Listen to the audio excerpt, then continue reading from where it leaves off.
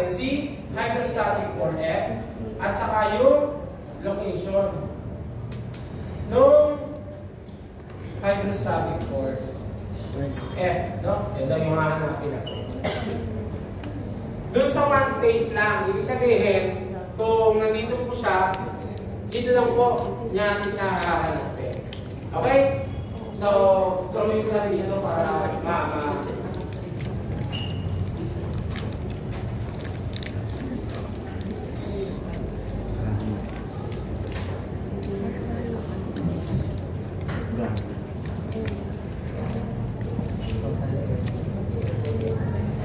So, from here to here, siya daw ay 1 point.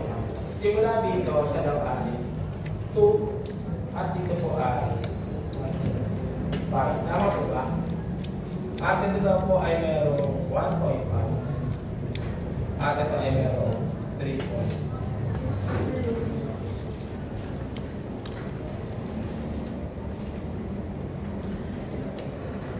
So, kailangan daw natin yung force, no? Kung siya po ay side view, no? Drawing natin ng side view. Pag side view, ganito lang yan. Tama ba? Ganyan itsura niya pag side view. Pag nakagano. So, meron daw pong hydrostatic force, hindi natin alam kung nasaan yung force lang. Tama po ba? Kasi wala po natin alam, hindi natin alam kung nasaan din ang centroid, no? Hindi natin alam kung saan ba siya nakalocate, nasa taas ba ng konti, or nasa ano. Pero tingnan natin yung video, dahil mas marami sa dito, ibig sabihin, ang location ng centroid nito, automatic na dito banda, no? Sa below ng 2 meters, no? Kasi sa figure pa lang makikita na natin. Ano pa ang muna natin gagawin? Hahanapin natin dapat sino? Si centroid, no? Ano po ang centroid ang hahanapin natin? Sige nga. Centroid ng X or Y? Pag yung X, wala naman tayong pakialam sa X eh. Hahanapin lang po natin siya dito. Tama? Pag yung Y, kasi kailangan natin dahil doon sa paghahanap ng force, nandun po si gamma H bar A. Ang ito H bar ay nasaan lagi? From the free surface hanggang saan? Sa centroid po nito. So kailangan natin yung Y. No? Huwag natin hanapin yung X. No? Yung Y na lang. Huwag nyo nang hanapin yung X ninyo. No? Yung Y na lang po ang hahanapin natin. Kasi, para mas madali. No? Ito yung masipag. Hanapin mo na rin yung X mo. At hahanapin mo natin kung bakit Y. No? So, hanapin na lang natin yung Y. Bakit? No? Para po matapos na ang pag-google. Kasi mahalaga po talaga yung Y. Ngayon, paano mag-solve ng centroid? Alam niyo po ba? Boy, alam niyo po ba mag-solve ng centroid? Sige nga, paano mag-solve ng centroid?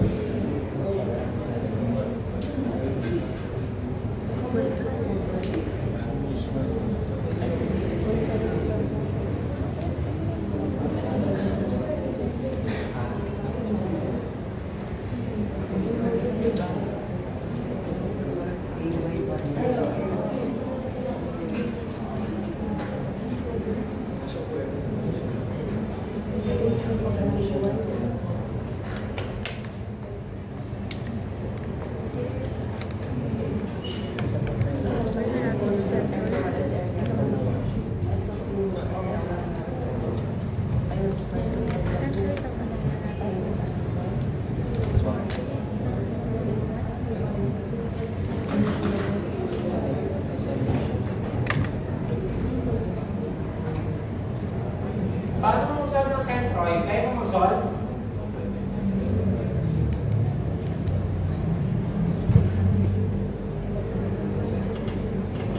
Paano po kayo mag-solve ng centroid? Yung area 1, area 2, gano'n? Tapos ito drawing nyo pa yung ganito. Tapos meron pa area 1, area y1, gano'n? Huwag na elementary yan eh. Dapat po, 4th year na kayo, 3rd year na kayo. Wala na yan. Right? Actually, hindi ako fan ng Caltech, no? Kasi once na hindi mo alam yung simple principle, kung paano siya kunin, walang kwenta yung Caltech. Paano pag iba ang binigay? Tapos nag-iba ang orientation. Di ba? Mas maliligaw ko pa sa Caltech. Hindi talaga ako fan, no, ng Caltech. Meron siyang useful na iba na mas madali. Pero yung obvious, yung frequency, yung XY, tas frequency, ganun din naman yung pakukunin mo namin yung area. Di ba? Kukunin mo rin, tas magpa-positive ka pagka siya po ay nandoon, mag-minus ka pag nandito sa kabilang side. Di ba? Ganun lang yun, di ba? Isa lang po ang principle ng centroid. Ang principle ng centroid ay parang principle ng Barrett-Surrey. Ang Barrett-Surrey, the moment of a whole is equals to moment by parts. Ang centroid din, ganon. Centroid ng buo ay centroid ng by parts. No? Ganito lang yun, di ba? Summation ng area total times 2 y bar is equals to area 1, y1 plus area 2, y2. O, di ba yan lang rin yun? As a whole, by parts. Tama? O. Huwag na kayo mag-square, gano'n, area 1. Pang elementary yun. Direction yun na. O, kita-kita mo naman yung figure eh. Unahin natin si area 1 tao. Ano yung area total ng area 1? Sa po ay 1.5 times 3.5. O, plus 1.5 times 1.5. O, ayan po yung area total. Ang kailangan lang natin, yung y bar na hanapin. Kunin natin, ang reference natin ay nandito. Tama po ba? Para positive siya, pataas. Tama po ba? Unahin natin si area 1. O, di ba check mo lang yun? O, 1.5 times 3.5 times ng centroid ng area 1. Sa po ay ano? 1.7. 3.5 over. Diba? Oh. Plus yung alin? Yung 1.5 times 1.5. Kalahati mo lang ulit yung 1.5 over 2. Ayan o, shift solve y bar is equals to. Diba? Walang kailangan natin, tama? O.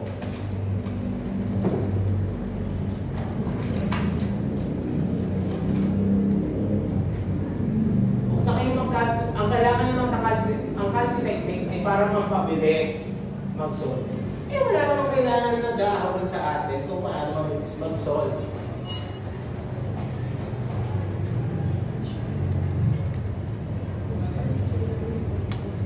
Ano po yung y bar? 1.45. Pero siya ay nasa baba. No? So kung 1.45 nandito siya. So ito po ang center of gravity. Kahit saan na siya, pero feeling ko nandito siya banda. Nandito. No? Kung basta check lang natin, nandito na si center of gravity. No? So yung chart, hindi siya dito. Kasi, titignan natin, no? So kung ayan dito si center of gravity. At ito si center of pressure. Dapat, nandito lang nag-a-up. Si hydrostatic force. F. No? So, paano daw makuha sa hydrostatic force F? F is equals to gamma H bar A. At ang area, ay ang gamma, ay siya po ay 0.05 cubic. 0.85 pala. Times 9.81. Yung H bar, for H bar, paano po siya makukuha? Siya daw po yung total height minus nung 1.45. So, ito po ay 1.45. No? From here to here, siya daw po yung center. Tama po ba? Yung total height na 5 minus 1.45. Ayun daw po si H bar. Siya po daw ay 5 minus 1.45. So, siya po ay 3.55. Ito po ay 3.55 times the area. At i-compare ko lang yun. 1.5 times 3.5 plus 1.5. So times 1.5. Diba? Dapat po, third year na kayo, kaya nag-level up na ang pagbuhay ng sentro. Kung hindi nyo kaya yung, huwag yung pilitin, kung hindi nyo kaya yung calculator techniques, pilitin mo lang yung principle. Isa lang ang principle doon eh, yung buo, sa parte-parte, yun ang gawin mo. At F is equals to 222.01 kilo. Tapos na po tayo sa force, ang kailangan lang muna natin gawin, yung E. E is equals to IG over A. Yung problema lang natin, hindi po tayo natin alam ano yung IG. Kasi siya po dapat ay transfer moment of inertia ng bawat area. So therefore, for IG, paano natin kunin? Unahin natin yung I, na transfer, dapat sa IC, I1, plus A1 D1, plus I2,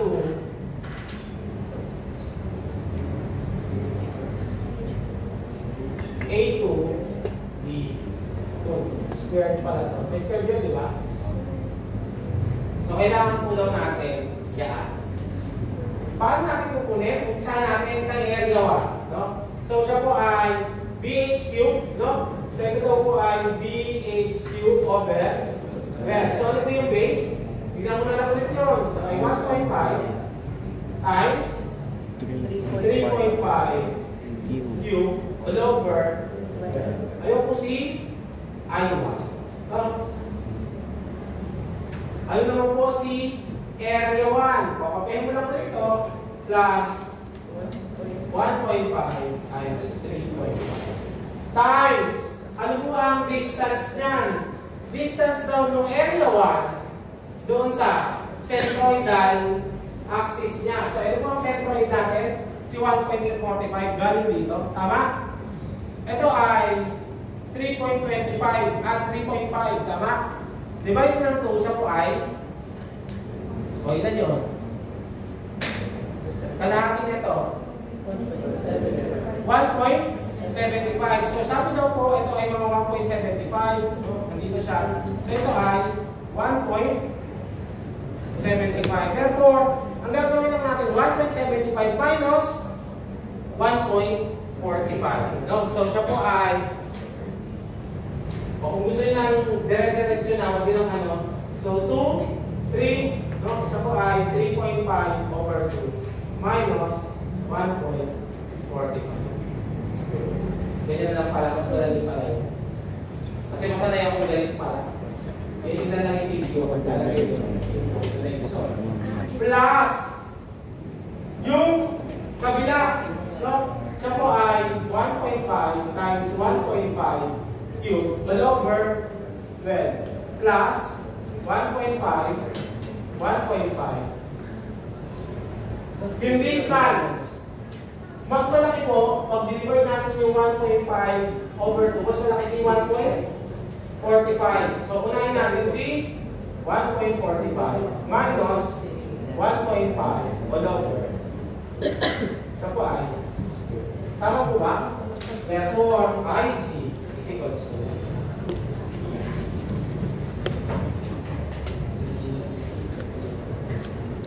ano pong unit nito? Meter lang, di ba? Kasi ito po ay meter cube, no? Ito po ay meter square. Ito po ay meter cube. Meter square. Ito ay meter. Kung ito na 4 pala to, sorry. 3 meter to the 4. So po ay meter to the 4 na. So siya po ay meter to the 4. Siya po ay, ano value?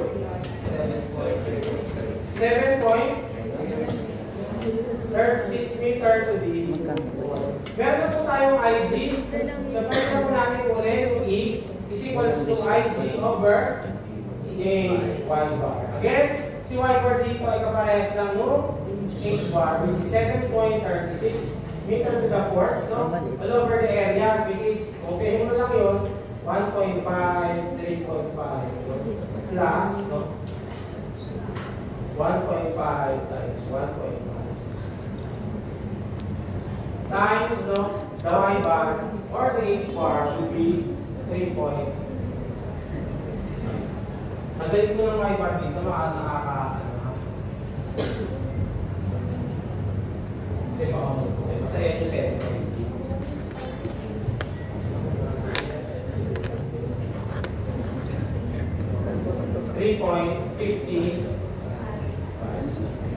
Therefore, E, ito po ay magiging meter to the third.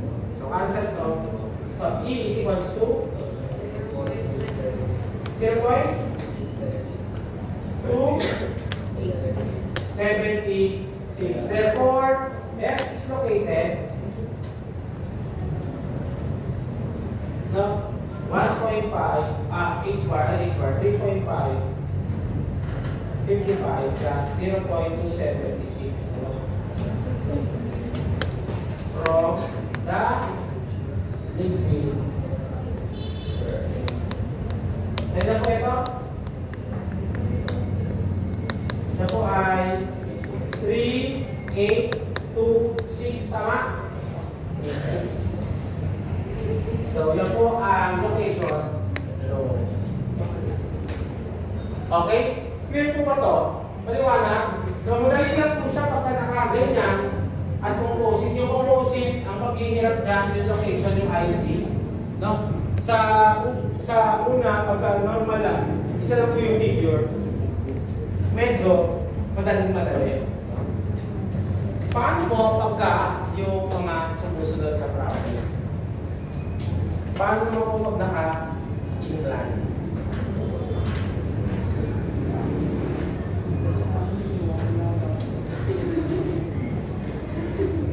Paano po pag naka-inline katulad po ng problem na yan? Ay, para sa meron po tayo.